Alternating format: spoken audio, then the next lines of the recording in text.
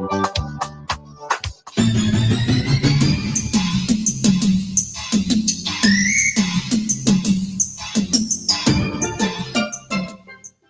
afternoon and welcome to WeFM's 3 p.m. news. I am your presenter, Rajiv Providence. First, on the local scene, the Ministry of Public Service is set to officially launch Public Service Week 2025, scheduled to run from June 16th to 23rd under the theme Ready Together, a Public Service Commitment to Resilience. The week kicks off on Monday, June 16th, with a church service at the New Testament Church of God in Wilson Hill, Kingstown. A range of activities are planned throughout the week, celebrating public service workers and fostering awareness around critical national issues. On Tuesday, June 17th, the spotlight returns to youth with a public service speaking competition at the Methodist Church Hall, featuring 5 competitors. The Public Service Appreciation and Years of Service Recognition event takes place on Wednesday, June 18th, honoring long-serving staff across ministries and departments. A ministerial internship program will run from Thursday to Friday, alongside a disaster preparedness workshop with a disaster preparedness exhibition on June 20th, showcasing participation from government agencies, first responders, and financial institutions. The week concludes on Saturday, June 21st, with a public service retirement cocktail hosted by Prime Minister Dr. Ralph Gonsalves, honoring retirees and celebrating their contributions to national development.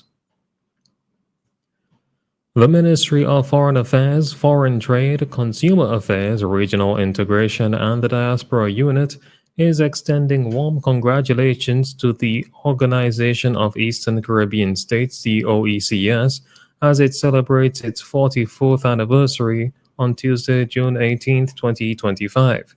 In commemoration of this milestone, the OECS Commission has rolled out a slate of celebratory activities, encouraging full participation from all member states, including St. Vincent and the Grenadines.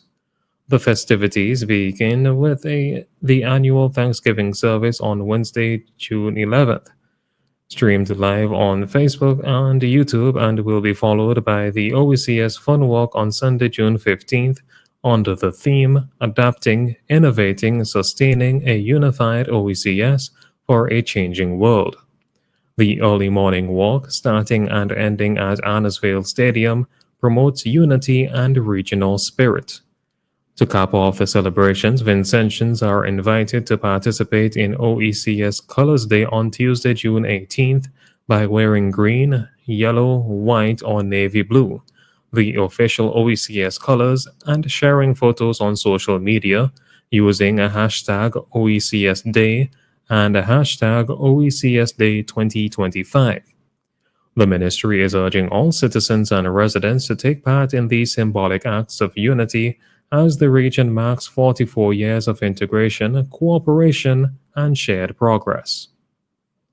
Still on the local scene, the Ministry of Health, Wellness, and the Environment has hailed the Nutrition Awareness Week Symposium 2025 a success, as students from secondary schools across SVG gathered for a day of education and inspiration under the theme Healthy Eating, Active Living, Savor the Flavor, Eat Right, Live Bright.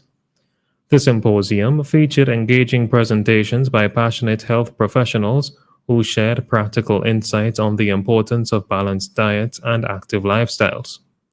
Students left the event feeling empowered to make healthier choices. The day ended on a high note with a fun and competitive quiz, showcasing the students' knowledge and enthusiasm.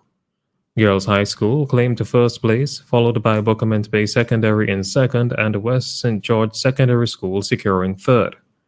The ministry congratulated all participants and schools for their dedication to promoting wellness and thanked the presenters and organizers for making the event a meaningful one. On to news in the region.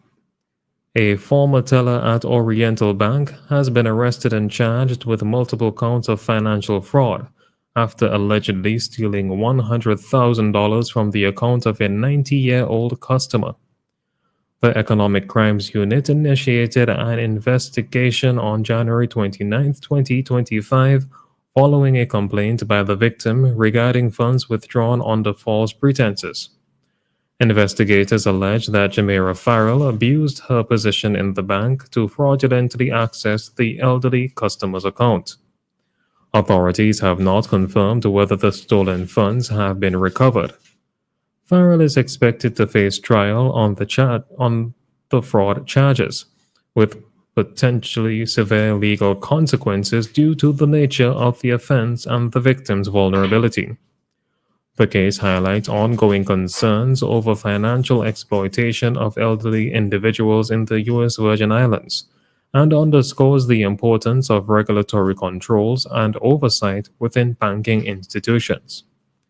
The USVI Economic Crimes Unit continues active investigations to ensure accountability and protect customers. The stage is set for the Miss Caribbean Universe 2025 pageant, taking place on Saturday, June 14th in St. Thomas. 5 contestants from across the region will compete for the coveted title under the vibrant theme, A Tropical Escapade, Keeping Our Culture and Pageantry Alive. Representing their nations with pride are Florencia Cassius of Haiti, Majestic Estrada Peterson of the U.S. Virgin Islands, Desiree Malcolm of Antigua and Barbuda, Tanika Francois of Trinidad and Tobago, and Tia Brown of Barbados. The event promises a dazzling showcase of Caribbean beauty, intelligence, and culture as the contestants highlight their national heritage and personal talents in hopes of securing the regional crown. Enthusiasts of pageantry and regional pride are eagerly anticipating this year's celebration of elegance and cultural unity. Finally, on the international scene, U.S. immigration officials have detained dozens of workers following a major raid at a meat processing plant in Omaha, Nebraska. On June 11th, agents from U.S. Immigration and Customs Enforcement ICE executed a search warrant at Glen Valley Foods, a meat production facility. According to federal officials, the operation targeted individuals suspected of using fraudulent documents to gain employment. An estimated 75 to 80 workers were taken into custody during the raid. The U.S. Department of Homeland Security says this marks the largest workplace immigration enforcement action in Nebraska under the current administration. The company's president, Chad Hartman, stated that Glen Valley Foods uses the federal E-Verify system and was surprised by the scale of the operation. He says agents told him the system is broken. The raid prompted protests from community members and immigrant rights advocates who gathered outside the facility. Some demonstrators attempted to block buses transporting detainees, calling for transparency and fair treatment.